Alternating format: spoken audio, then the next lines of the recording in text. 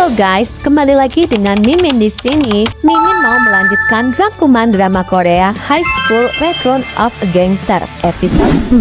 Mimin mau ngingetin ke kalian kalau drama ini berjumlah 8 episode dan sudah tamat nih. Maaf banget ya, Mimin baru ngelanjutinnya sekarang. Terima kasih kesetiaannya buat kalian yang mau menunggu di channel Mimin. Yuk, mari kita mulai rangkumannya. Di saat mereka perjalanan pulang ke rumah Yihyun, Yihyun tuh melihat ada van hitam terparkir di depan rumahnya. Ternyata dia mengetahui ibunya yang hendak mau diculik.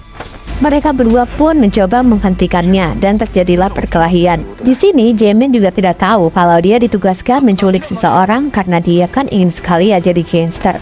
Jadi pas dia diajak itu nurut-nurut aja. Karena panik dan takut dia pun ngibrit ketakutan. Kim Dukpa sangat kewalahan menghajar mereka, pasalnya dia kan saat ini berada di tubuh Yihyun, jadi ya nggak sekuat seperti tubuhnya yang dahulu. Saat Sekyung mau membantu ibunya Yihyun, dia malah dihajar. Melihat itu, Yihyun pun menolongnya. Mereka malah mengeluarkan senjata tajam, tetapi untungnya pihak polisi datang dan mereka pun kabur. Karena Sekyung basicnya itu mudah teladan ya, dan hanya taunya belajar, dia pun diejek Yihyun karena tidak bisa melindungi dirinya sendiri dan berakhir bonyok. Untungnya ibu Yihyun baik-baik saja. Yihyun menyuruh pembantu serta Sekyung di sana untuk pulang. Di saat bersamaan, polisi pun datang dan meminta keterangan ke Yihyun serta menanyakan apakah ibunya mempunyai musuh, dan Yihyun hanya memikirkan satu orang, yaitu Lee Min-kyung, wanita simpanan ayahnya. Tetapi di sini Yihyun tidak mau polisi terlibat dan ia pun mengatakan ini bukan penculikan dan hanya masalah biasa, serta mencabut laporan awal yang dibuat polisi dalam kasus ini. Sekyung bertanya kepada Yihyun mengapa ia mencabut laporan tersebut, dan ia harusnya mencari tahu siapa pelaku sebenarnya serta menangkap mereka semua. Kim Dukpal ini tahu jika polisi menangkap Lee Min-kyung, maka identitas Yihyun sebagai anak haram dari pimpinan perusahaan terbesar bakal terekspos dan hidup Yihyun bakal berubah. Jadi dia mengatakan ke Sekyung untuk jangan khawatir, ia akan memastikan bahwa tidak ada hal buruk yang akan terjadi pada Yihyun. Sesampainya di rumah, Sekyung dengan wajah bonyoknya itu ditanyain sama ayahnya. Tetapi Sekyung beralasan jika dirinya yang dihajar oleh preman gak jelas saat berjalan ke ruang belajar. Tetapi ayahnya kan seorang jaksa, jadi dia ke TKP dong. Dan ketahuanlah bahwa Sekyung telah berbohong dan dimarahin habis-habisan. Karena ketakutan dan stres akan trauma yang dialami karena ayahnya yang keras itu, dia pun pingsan. Di sini ayah Sekyung mendapat telepon dari ibunya Sekyung, dan ternyata ibunya Sekyung itu juga mengetahui jika ayahnya itu terlalu keras dan memintanya untuk Sekyung hidup seperti anak-anak SMA pada umumnya. Tetapi ayahnya masih keras kepala dan langsung mematikan teleponnya. Sekyung di sini meratapi selama ini dia bisa menolong Yihyun dalam belajar, tapi kok untuk dirinya sendiri dia tidak bisa berbuat apa-apa. Dan melihat kuku tangannya yang berdarah karena seringnya ia gigit karena stres. Padahal Sekyung sudah menuruti apa yang dikatakan ayahnya, tetapi semua yang dia lakukan masih kurang di mata ayahnya. Saat mencabut laporan ke polisi, Pak Polisi masih mencurigai kasus ini bukan kasus biasa dan menghentikan penyelidikan karena Yihyun yang memintanya. Dia mengatakan ke Yihyun agar menelpon polisi saat ada hal yang mencurigakan. Di sini Yihyun mencari cara untuk menyelesaikan ini sendiri dengan memberikan pelajaran bagi Lee Min-kyung yang sudah berani mengusiknya. Di sini Yihyun bingung bagaimana cara menghubungi wanita itu. Dia mencoba meminta nomornya ke kantor ayahnya, tetapi tidak ada yang mengenali nama Lee Min-kyung. Dia mencoba menanyai pembantu dan sopirnya, tetapi mereka juga tidak mempunyai nomornya. Di malam hari, Yihyun memperketat keamanan di rumahnya. Ia tahu hal itu tidak akan banyak membantu, tetapi menurutnya itu adalah salah satu cara yang dapat ia lakukan saat ini dan memikirkan cara untuk bisa menemukan mereka. Lee Min-kyung marah kepada Dongso dan anggotanya karena gagal melakukan pekerjaannya, serta anggota mereka yang sempat kabur dalam tugas yaitu Jaemin. Untuk menenangkan Lee Min-kyung, Dongso mengatakan bahwa Yihyun telah mencabut laporan ke polisi dan ia akan memperbaiki kesalahannya dengan mencari cara lain untuk menculik ibu Yihyun kembali. Di sini Yihyun pada berkatakan akan mengawasi mereka untuk tidak membuat kenakalan dan serta selalu masuk sekolah. Nah, pas di sekolah Yihyun mengetahui Jaemin yang tidak masuk sekolah dan menyuruh kawan-kawannya itu untuk menghubungi Jaemin.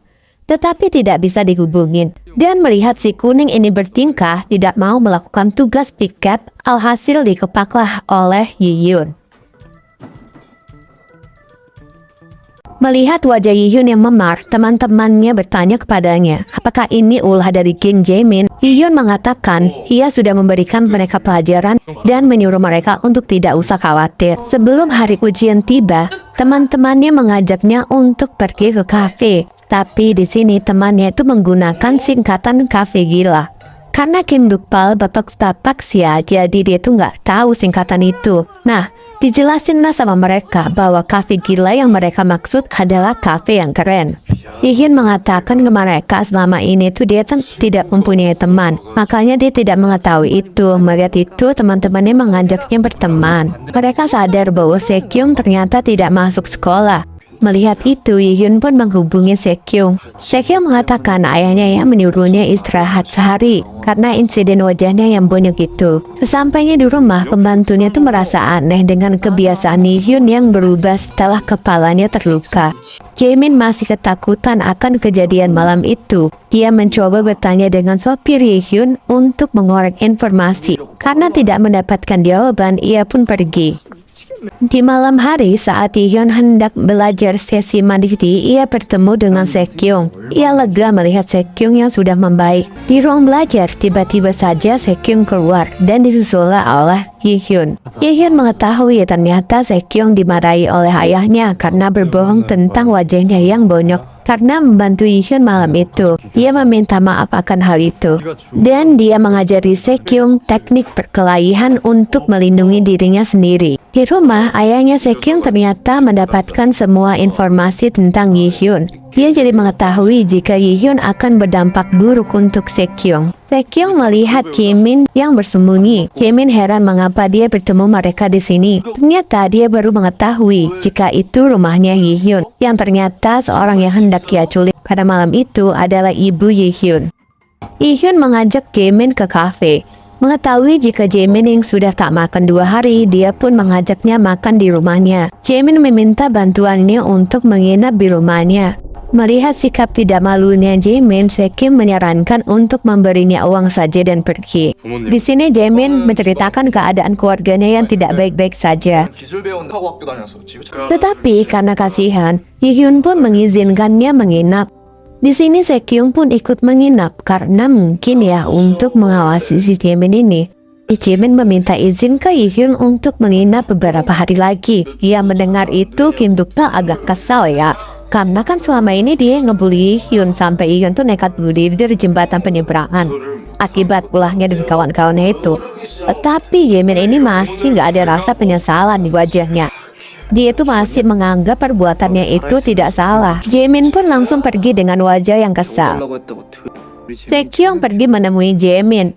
Ternyata Sekyung telah mendengar pembicaraan Yi-hyun dengannya. Sekyung mengatakan ke Jaemin mengapa dia sangat tak tahu malu nih dengan berani meminta menginap setelah semua perbuatan yang dia lakukan ke Yi-hyun. Sekyung juga tahu bahwa Jaemin terlibat dalam penculikan ibunya Yi-hyun.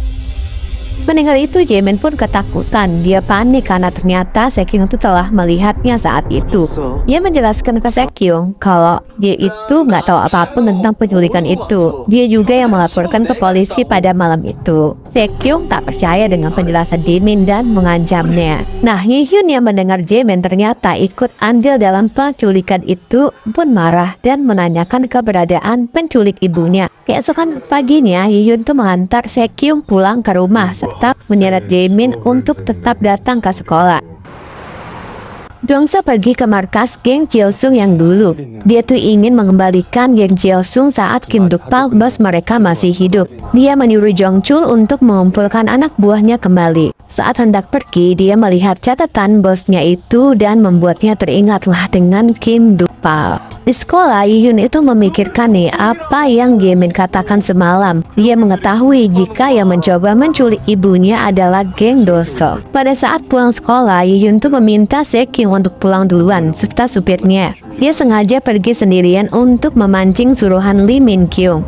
Dan benar saja saat mencari taksi, Yi-hyun pun diculik.